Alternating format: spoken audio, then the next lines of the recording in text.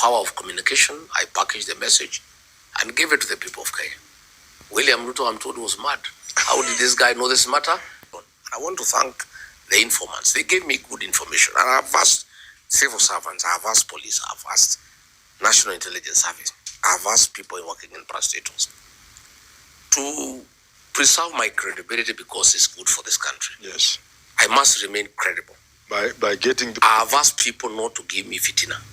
Yes. To give me credible information that is verifiable so that I retain my relevance and people can continue believing in me. So I'm also very careful. I also have a lot of information and I sometimes don't rush into it. I do a lot of course checking because the day I will mislead the people of Kenya, I will lose my credibility. And then there will be nobody to intervene for the people of Kenya. But you talk about information as if it is just information. When you look at this one of the British thing, well, but look at the one of yesterday. Getting that kind of information, that's not just ordinary information. No, it is not, but Ricky G is... That's very serious information. Ricky G It can only come from the highest level. It came from his office, right inside. That's what I'm saying. Right is that inside, not worrying? Right inside Statehouse. Is that not worrying? Right inside Statehouse.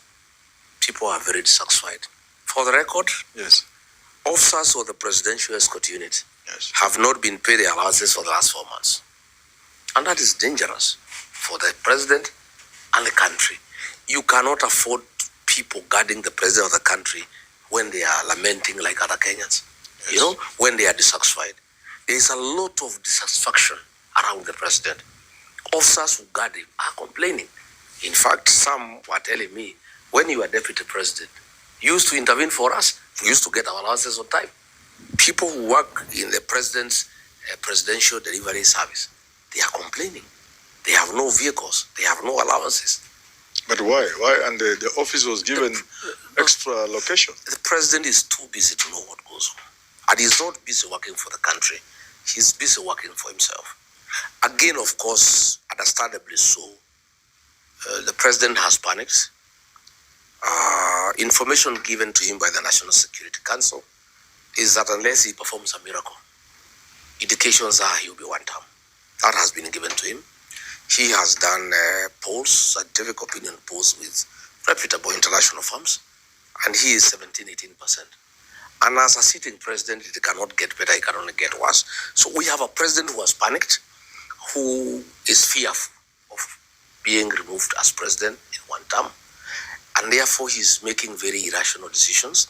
And again, he is being held hostage by all manner of characters who purport that they can help him. And because he's desperate, he allows people to do crazy things. Like now, what happened when I was attacked at Witima ACK Church in January.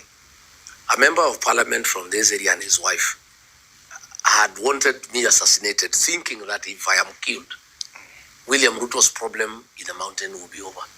The problem would have multiplied 100 times if I was assassinated. But he has lost control.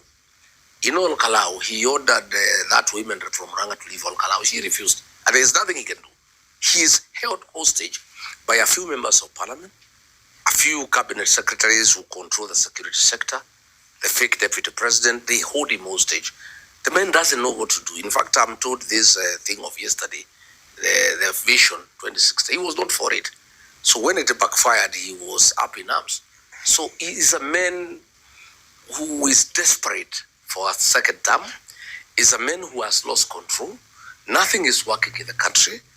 He is also too busy looking for money to sustain his campaign to an extent that the country is gliding to a halt. You know, that's the situation we are in. You have said something about opinion polls from inside, from intelligence and so forth. And the indications you say are that he's losing. And for that reason, he has panicked. I just want to pick your mind on this issue of losing elections. What is your view, or what in your view should one do? Here you are a president seeking a second term, and it looks like you will not make it. What would Rick G do? Nothing. You know, it has happened in Botswana. It has happened in Malawi, in Ghana. This one-time thing now is a real thing in Africa. What would Rick G do if your boys on the ground tell you, I'm there, here to raise you? Ordinarily, William Ruto was a good man. Yes. He would give up and just let it go. What would Rick G do? If I was in his position, of course, I would never be in such a position. If you give me the presidency, I will not lose it. Yes. You know, I was asking William Ruto before we parted, I asked him, Mr. President, doesn't it bother you that 2 years after being elected, you are the darling of the Kenyan people? People loved you, they believed in you. They are all shouting, you must go home. Doesn't it bother you? You said, no, elections are far away, my friend. You know, you don't have to do what is popular, you do what is right. I asked you, if the majority of the people who gave you the job, your employers are saying what you are doing is not right, how would you insist it is right? I asked him that question. And you both are that you are losing popularity every day. Because we started losing popularity when I was with him. Yes. After 1 year, because one of lies, you know, cheating people. You go and commission a road that has no budget. And you know, before you reach Nairobi, the excavators and the lorries have followed you to Nairobi. And people started getting very irritated. And I told him, boss, we are losing it. We are promising too much that is not doable. Was that a strategy? Yeah, according to him, it was a good strategy. But I advised him, because it was my job, a constitutional duty to advise him, that we are losing it. Then we went to taxation, the housing levy, the finance bill, and I sat him down several times. I was a very good deputy, I must tell you. Very obedient, who cared for his boss, for the government, and for the country. And I sat him down, I said, boss, there's too much grumbling, and there's too much dissatisfaction, and it's becoming agitation, and it's not good for us, for the country. Yes. Let's sit down and look back and see, where did the rain begin to beat us? Please, let us call ourselves a small meeting and find out how we started losing. He couldn't listen. So when I insisted so much that we must listen to Kenyans, that we must agree to listen to them and take action on what they are saying, he became very, very agitated with me. And he started hating me. And he stopped talking to me. He stopped listening to me. By the time we were getting to the Gen Z protests, we were not on talking terms. Because I was telling him, boss, we are losing it. So when a decision was made to abduct these young people and kill them, I told him, no, I oppose that decision. I was the only one in the meeting in the National Security Council. Everybody else could not talk, they fear. I was the only man bold enough to say, no, I am a parent, I am a father, I am a Christian, I also know the Constitution. These young people, the Gen Zs, have a point. Let's listen to them. I don't think abducting them and killing them will solve any problem, it will make it worse. And of course, he couldn't take it. You remember after the 25th June protests, 2024, when the young kids stormed Parliament, and he issued a press conference at 9, he called them all manner of names.